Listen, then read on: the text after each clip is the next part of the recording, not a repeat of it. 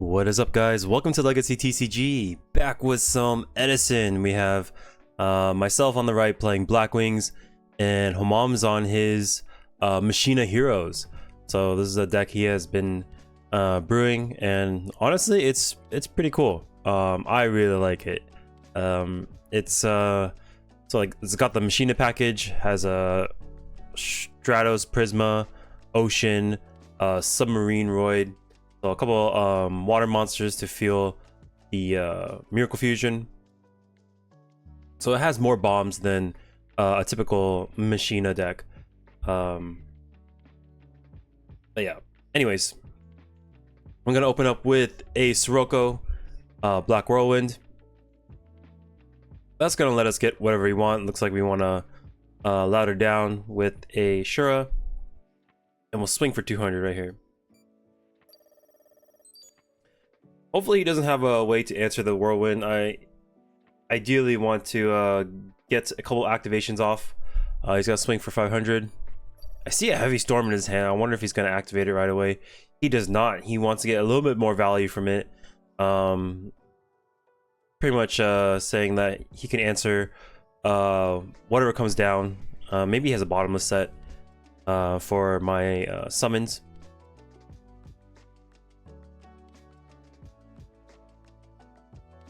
Let's see. Sirocco, part 2.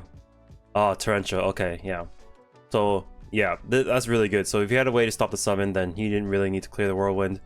Maybe he gets an additional card from me as I set another. There it is. Heavy Storm will answer. Solemn plus Black Whirlwind. I don't think it's...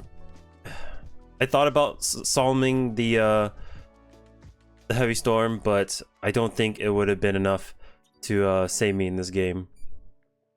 But he's gonna ditch 2 Cyber Eltonin and a Machina Force to inflict 5,000 damage to me, and I'm in a world of hurt. I got some, looks like Blizzard, Gale, Kalute, but no 4-stars to speak of. That's unfortunate. But don't we have a Shura? If we have Shura Gale, we can just Black Rose, and hopefully the last 2 cards in his hand cannot inflict the killing blows to us.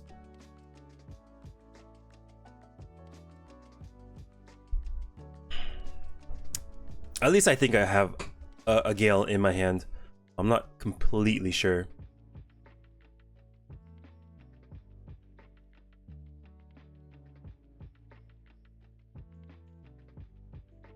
Okay. Oh, we swing in. Interesting. I'll take 7 right here and drop Dark Arm. I see. All right. So we will. We did not have the Gale. Okay. So we kind of had to do what we had to do in order to deal with his monsters. Looks like we're gonna lose a bunch of stuff because we're gonna pop everything. It's necessary in order to live, and hopefully it's enough. Oh my god, here's another Cyber Valley plus a Fortress, and all we're left with is a baby Kalute. He ditches another force, and Fortress will run over our dude. And we're just clinging on for dear life. Compulse sends it up to hand. Heavy Storm. And another Kalute. Okay, these Kalutes are not the best use, but he's got a ton of machines. Ditches another Cyber Valley plus Fortress to seal the deal. Oops. All right, game 2. I will start. That was a ton of fortresses. He summoned like 5 fortresses on me that game. Maybe 4, but it was a lot of fortress. That was a lot of big dudes. He's got a lot of machines. We didn't see the hero package. He did have the Miracle Fusion in hand. But none of the heroes were stepped foot on the field.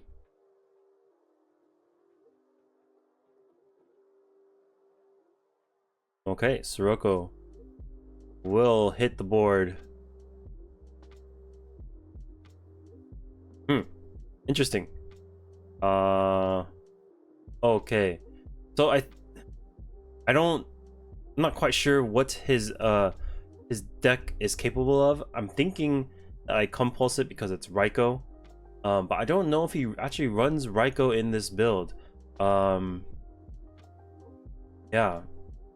So looks like I want to take over the board by setting that up to kind of make it as if I'm going first. It does cost me a -1. You does get to keep the card in hand, but the setup is not there.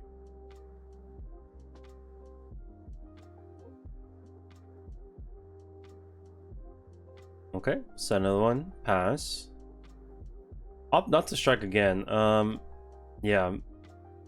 Looking back at this video footage, for Blackwings, it's not like playing fortresses and not attacking with them. If you have the Blackwings out on the field, just use them and burn them. They're very like easily replaceable, and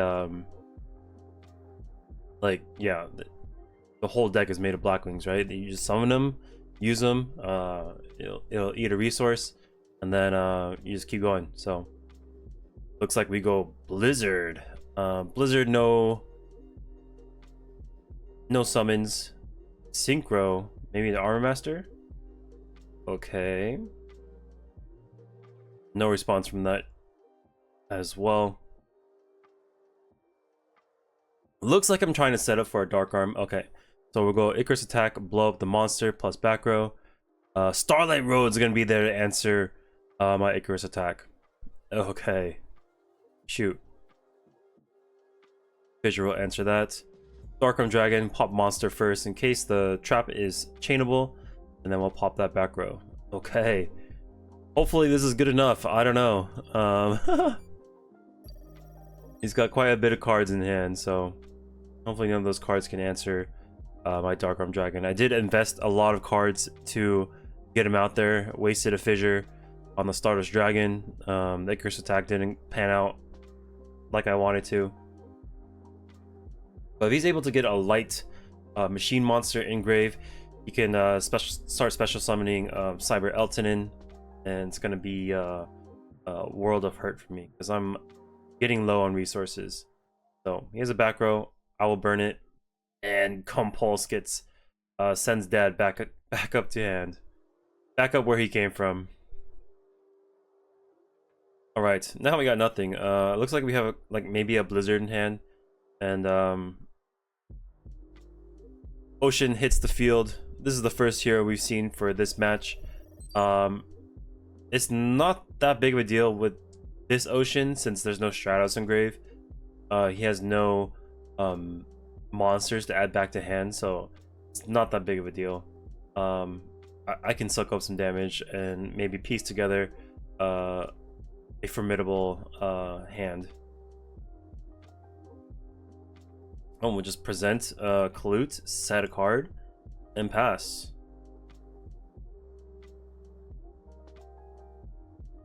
Maybe I have Kalut in hand, I'm not sure. Oh, Deep Prison.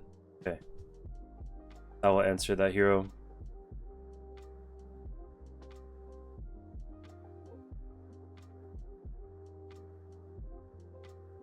And I'll pass.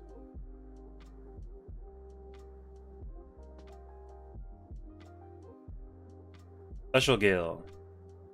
Nothing happens. We will sink into a bigger one. This is pretty scary.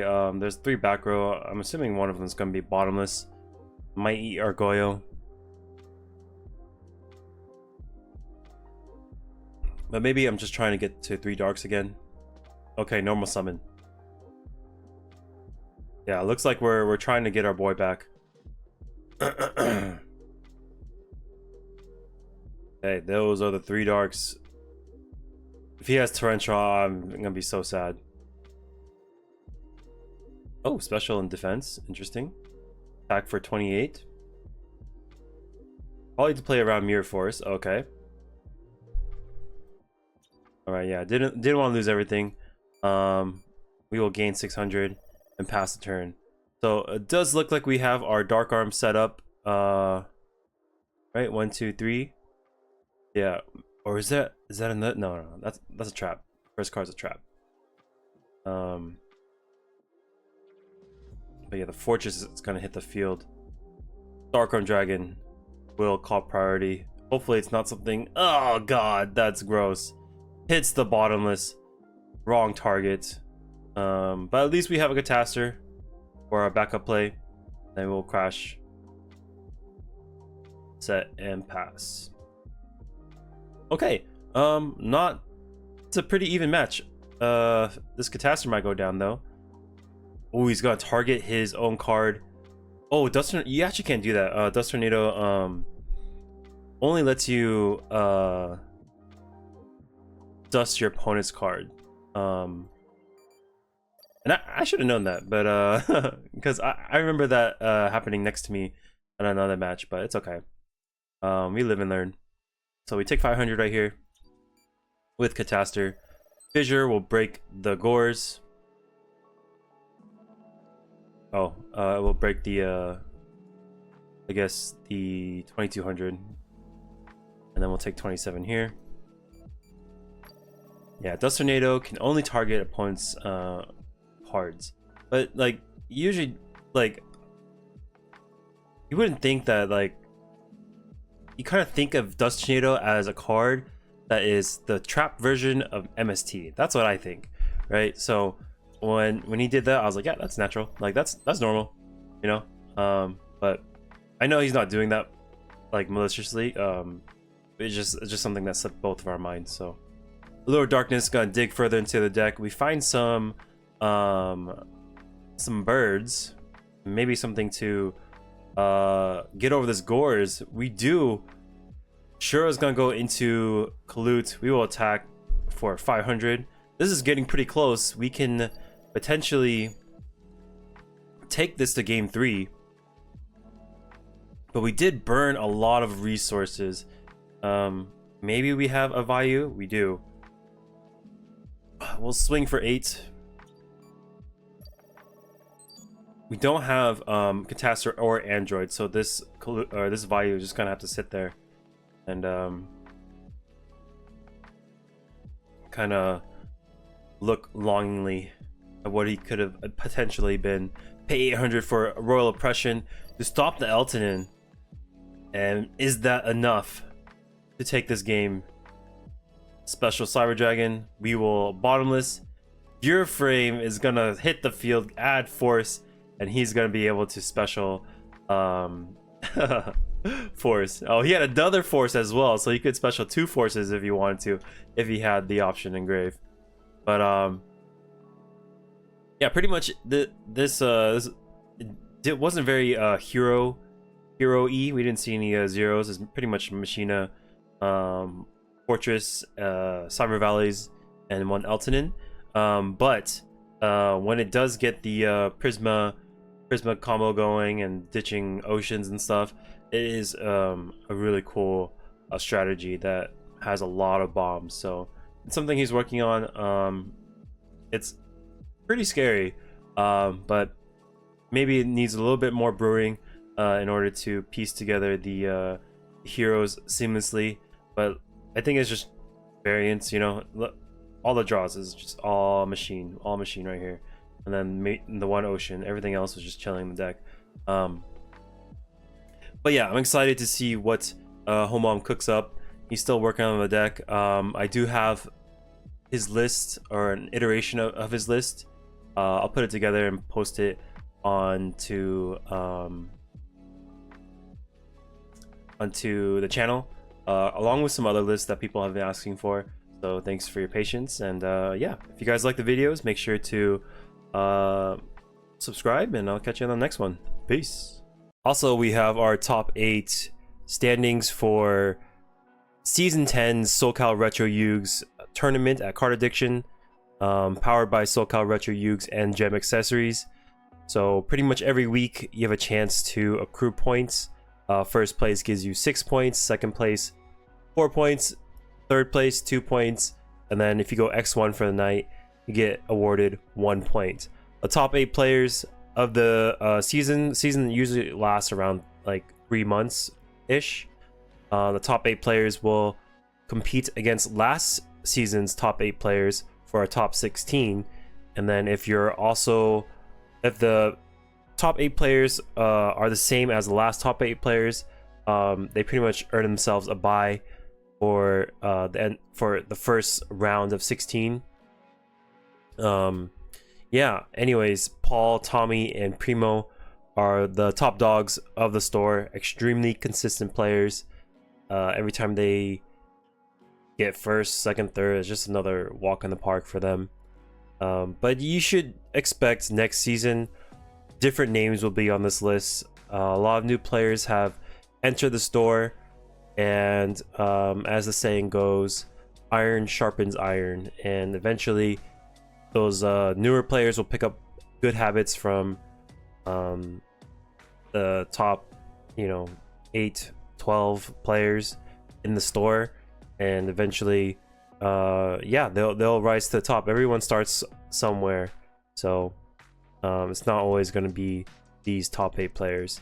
If you want to get good at the game, you just keep playing, keep analyzing your mistakes. You learn a lot more from your mistakes than you do from your wins, and yeah, it's a good time.